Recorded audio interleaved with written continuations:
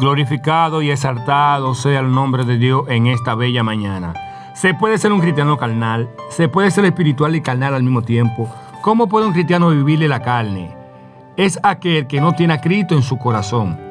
Carnal viene de la palabra griega sarquisco, corpóreo o carnal, que es vivir bajo el apetito de la carne o el hombre natural. Este es controlado por los impulsos y no por el Espíritu de Dios. Se deja gobernar por los intereses egoístas, inmaduros y pecaminosos, ignorantes de la sabiduría de Dios. ¿Todavía sois carnales? Pues en tanto que hay celo y contienda entre vosotros, ¿no es cierto que sois carnales y andáis como hombres? En un sentido más negativo, la carne designa a la persona bajo el dominio del pecado, cuyo camino es la muerte espiritual. Pues la intención de la carne es enemistad contra Dios, porque no se sujeta a la ley de Dios, ni tampoco puede.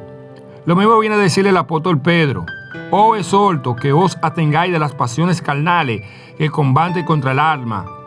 Se dice que los cristianos, aunque anden en la carne, siendo en todo igual al resto de la humanidad, no militan según la carne, sino conforme a lo que Dios pone en su disposición. Pablo dice que el cristiano es como una carta de Cristo, escrita no con tinta, sino con el Espíritu de Dios vivo. Tema: ¿qué tipo de cristiano eres? Primera de Corintios 2:14. Pero el hombre natural no percibe las cosas que son del Espíritu de Dios, porque para él son locura y no la puede entender, porque se han de discernir espiritualmente. Un hombre natural es uno que no ha nacido de nuevo, porque no tiene el Espíritu del Eterno. Natural es alguien que va detrás de la naturaleza y de su instinto y de sus ideales. Entonces, por definición, el natural y el carnal son iguales.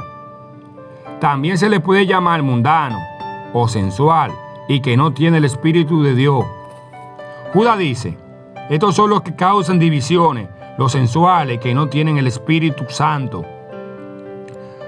Pablo escribe: digo pues, andáis en el Espíritu y no satisfagáis los deseos de la carne, porque los deseos de la carne es contra el Espíritu y lo del Espíritu es contra la carne, y estos se oponen entre sí, para que no hagáis lo que queréis. Pero si sois guiados por el Espíritu, no estáis bajo la ley.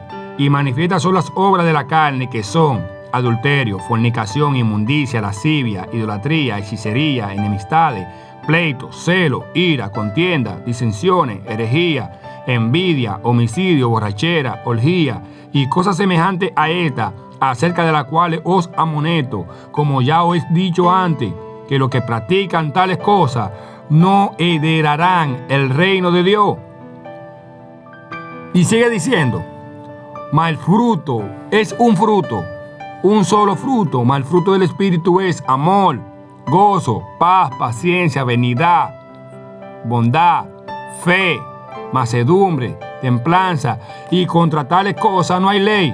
Pero los que son de Cristo han crucificado la carne con sus pasiones y deseos. Y si vivimos en el Espíritu, andemos también por el Espíritu. Y no puede estar vivo y muerto. Pablo dice en Romanos: ahora pues, ninguna condenación hay para los que están en Cristo Jesús, los que no andan conforme a la carne, sino conforme al Espíritu. Porque los que son de la carne piensan en las cosas de la carne, pero los que son del Espíritu en las cosas del Espíritu. Porque el ocuparse de la carne es muerte, pero el ocuparse del Espíritu es vida y paz. Y los que viven según la carne no pueden agradar a Dios. Porque si vivís conforme a la carne, moriréis. Mas si por el Espíritu hacéis morir las obras de la carne, viviréis. Entonces, ¿existen cristianos carnales? No. O se es espiritual o se es carnal. O está en la luz o está en la tiniebla. O está vivo o está muerto. Si en ese caso hubiera eso, te diría zombie. Y eso es tibieza, y el Señor al tibio lo vomita porque le da náusea. Cada una de las obras de la carne es pecado, y el pecado es desobedecer a Dios. La evidencia de que ha nacido de nuevo y vive la fe en una vida nueva, en la espiritual, donde tienes a Cristo en tu corazón, designa que Dios puede trabajar contigo de una manera legible. Dios te bendiga.